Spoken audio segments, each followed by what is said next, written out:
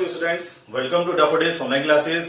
हम पढ़ रहे हैं क्लास 6 और क्लास 6 में सोशल साइंस, और सोशल साइंस में हमारा चैप्टर चल रहा था what, where, how and when. क्या, कहां, कैसे और कब। ये हमारा हिस्ट्री का फर्स्ट चैप्टर है जिसे हम थोड़ा पढ़ चुके हैं। और आज हमारा टॉपिक है सोर्सेज ऑफ हिस्ट्री, कि इतिहास के सोर्सेज में होता है स्रोत, कि ऐसे कौन कौन से स्रोत हैं जिनसे हमें इतिहास के बारे में पता चलता है कि इतिहास क्या था, कि इतिहास में कौन कौन सी घटनाएं हुई है, कौन कौन से इवेंट्स हुए हैं। तो इन सभी का पता हमें किससे चलता है? इन सोर्सेज के माध्यम से चलता है। और हम पढ़ेंगे कि सोर्सेज कौन कौन से हैं, इतिहास के जो सोर्सेज हैं वे कौन कौन से। देखिए, सोर्सेज ऑफ हिस्ट्री यदि हम इसको डिवाइड करते हैं तो फर्स्ट है आपका लिटरेरी सोर्सेज एंड सेकंड है आपका आर्कियोलॉजिकल सोर्सेज। लिटरेरी सोर्सेज का मतलब होता है साहित्यिक स्रोत, और आर्कियोलॉजिकल सोर्सेज का मतलब होता है पुरातात्विक सोर्स।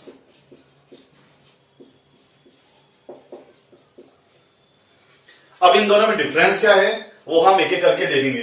पहले तो हम देखते हैं लिटरेरी सोर्सेज की साहित्यिक स्रोत क्या है। ऐसे कौन कौन से साहित्य हैं, ऐसी कौन कौन सी चीजें हैं जिनसे हमारे इतिहास के बारे में हमें पता लगता है।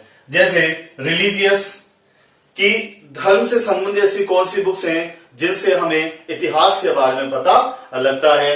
इसके अलावा अकाउंट्स ऑफ फॉरेनर्स, विदेशी जो यात्री या विदेशी इन्वेडर्स जो हमारे इंडिया में आए थे, जैसे बाबर आया था, बाबर ने अपनी ऑटोबायोग्राफी लिखी थी जिसका नाम था तुजुक बाबरी या बाबरनामा, और जिसके माध्यम से हमें पता लगता है कि दैट टाइम, उस समय बाबर के समय 1526 में जब वो इंडिया आया था तो उस समय यहां का मौसम कैसा था। वह अपनी बुक में लिखता है कि यहाँ की जो गर्मी है, राजस्थान भारत की जो गर्मी है, वह गर्मी ऐसी है कि यदि एक व्यक्ति यहाँ पर खड़ा रहेगा तो वह सुबह से शाम तक यदि खड़ा रहेगा तो वह जल जाएगा। ऐसा उसने किस बुक में कहा है? अपनी ऑटोबायोग्राफी बाबरनामा में कहा है। अब ये बात हमें किससे पता चली है? ये लिटरेरी सोर्स से पता चली, हमें साहित्यिक सोर्स से पता चली है। ठीक है, जो कैसा है? अकाउंट्स ऑफ फॉरेनर्स, विदेशी जो इन्वेडर्स या ट्रेवलर्स आए थे, इन्होंने लिखा था। जैसे एक चीनी यात्री था हेइसांग, हमारे इंडिया में आया था हर्षवर्धन के समय, और उस समय की जो पॉलिटिकल, सोशल, कल्चर जो भी चीजें थी वो सब उसने अपनी बुक में लिखी थी, और उसकी बुक का नाम था सीयू की।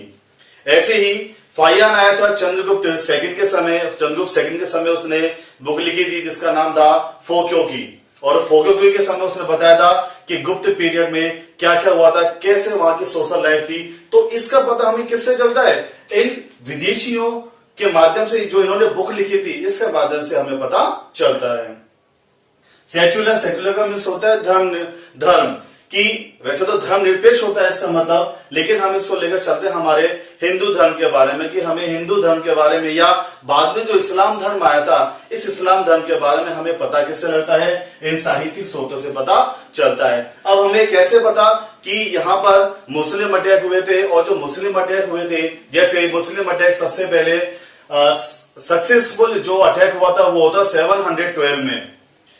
मोहम्मद बिन कासिम ने हमारे भारत पर अटैक किया था, और अटैक करने का रीजन क्या था? सबसे पहली बात, यहाँ पर जिसे हमारे भारत कहा जाता था गोल्डन बर्ड, सोने की चिड़िया कहा जाता था, और सोने की चिड़िया पूरे विश्व में विख्यात था, और यहाँ पर ये लूटने के लिए आए थे। साथ ही साथ इनका सेकंड मोटिव क्या था?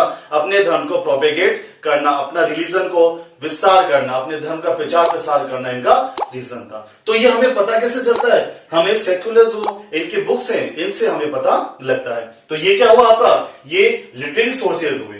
ठीक है, सेकंड है हमारा आर्कियोलॉजिकल सोर्सेज, और आर्कियोलॉजिकल सोर्सेज का मतलब होता है पुरातात्विक स्रोत, कि ऐसे कौन कौन से सोर्सेज हैं जिनसे हमें पता लगा कि हमारे इतिहास क्या था। तो देखिए, पहले ये देखिए कि पुरातात्विक का मतलब क्या है। पुरातात्विक का मतलब होता है कि जो चीजें हमें खुदाई के द्वारा प्राप्त हुई हैं उसे कहा जाता है पुरातात्विक।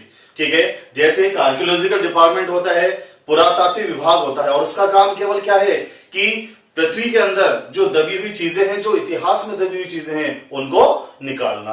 तो खुदाई से प्राप्त जो भी सोर्सेज हैं, जो भी चीजें हैं, उसे हम किसके अंदर रखेंगे? पुरातात्विक सोर्सेज या आर्कियोलॉजिकल सोर्सेज के अंदर हम उसको रखेंगे। अब देखिए कि इसके अंदर आता क्या है। देखिए आर्कियोलॉजिकल सोर्सेज को डिवाइड कर रखा है, inscriptions, coins, monuments, artefacts and other sculptures, toys and etc. देखिए इंस्क्रिप्शंस का मतलब होता है अभिलेख, और अभिलेख क्या होते हैं? जैसे आपने सुना होगा कि अशोक के अभिलेख, अशोक ने अपनी प्रजा को समझाने के लिए, उनको एक्सप्रेस करने के लिए क्या लिखे थे? अभिलेख लिखे थे। और अभिलेख लिखने की जो प्रेरणा थी उसको, वो कहां से मिली थी? ईरान का राजा था डेरियस, वहां से इसको प्रेरणा मिली थी। अब देखिए अभिलेख का मतलब क्या है? भाई इंस्क्रिप्शन से मतलब अभिलेख, लेकिन अभिलेख है क्या? तो देखिए किसी पत्थर पर, किसी चट्टान पर या किसी धातु वाली चीज पर छेनी या हथौड़ी के द्वारा उत्कीर्ण कराया गया कुछ पठन सामग्री को हम क्या कहते हैं? अभिलेख कहते हैं। मतलब अब देखिए कि अशोक ने अपनी प्रजा को समझाने के लिए क्या किया था कि चट्टानों पर उसने कुछ अभिव्यक्त करवाया था, कुछ उसने बातें लिखी थी जिसे धम्म कहते हैं। और उन बातों को कैसे लिखा था? भाई पत्थर पे यदि हम लिखेंगे तो कैसे लिखेंगे? उस समय की बात है, उस समय की उसने खोद कर उस पत्थर पर लिखवाया था, जिसे अभिलेख बोला जाता है। इंस्क्रिप्शन को हम शिलालेख भी बोलते हैं। ऐसे लेख जो हम किस पर लिखते हैं? जो शिलाओं पर, बड़ी बड़ी चट्टानों पर लिखा जाता है, उसे बोला जाता है शिलालेख। तो ये चीज तो क्या हुआ आपका? अभिलेख, या जिसे बोलते हैं इंस्क्रिप्शंस। इसके माध्यम से भी हमें पता लगता है। भाई आज हमें पता कैसे लगा अभी अशोक के बारे में? अशोक के बारे में हमें पता लगा इसके इंस्क्रिप्शन से, इसके अभिलेख से हमें पता लगा कि अशोक ने अपनी प्रजा के लिए उसने क्या क्या किया था। कि भाई अशोक पहले तो क्या था? बहुत ज्यादा क्रूर था, बहुत ज्यादा वह लोगों को मारता था, लेकिन अचानक ऐसा क्या हुआ जिसकी वजह से अशोक ने अपने शस्त्र त्याग दिए। तो इस बात का पता हमें किससे लगा? इन अभिलेखों से पता लगता है। आगे देखिए सेकंड आता है आपका कॉइन्स, जिसे कहते हैं सिक्के। अब सिक्कों से कैसे पता लगता है? तो देखिए जब भी कोई राजा रूल करता था, शासन करता था, तो वह उस समय अपने नाम के सिक्के चलाता था। ठीक है, जैसे मान लीजिए चंद्रगुप्त मौर्य है, मौर्य डायनेस्टी का फर्स्ट रूलर है, फाउंडर है, उसने रूल किया। तो जब वह रूल करता था तो अपने नाम के वह सिक्के चलाता था। समुद्रगुप्त है, अब समुद्रगुप्त ने अपने नाम के सिक्के चलाए थे। अब सिक्के तो चलाए, अब उसे कहा जाता था कविराज, उसे कहा था, और उसे कहते थे कि वह संगीत का बहुत अच्छा ज्ञाता था। तो इस बात का पता हमें कैसे लगता है कि उसने अपने सिक्कों पर अपना नाम भी खुदवाया और अपने वीणा बजाती हुई अपनी एक चित्र को भी उसने दर्शाया, जिससे क्या पता लगता है कि समुद्रगुप्त क्या था? यह संगीत का प्रेमी था।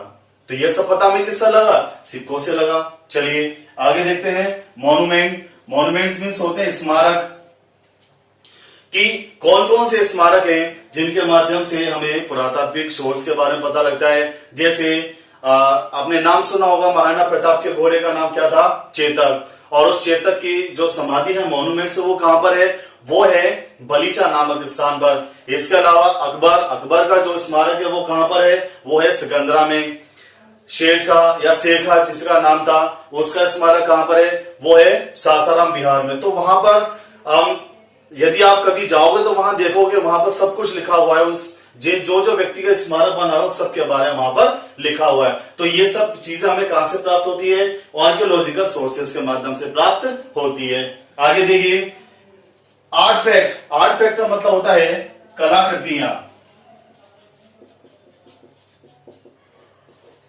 कि बहुत सी ऐसी मूर्तियां हैं जिनके माध्यम से हमें पता लगा। अब जैसे नटराज की मूर्ति है, आपने नाम सुना होगा नटराज का।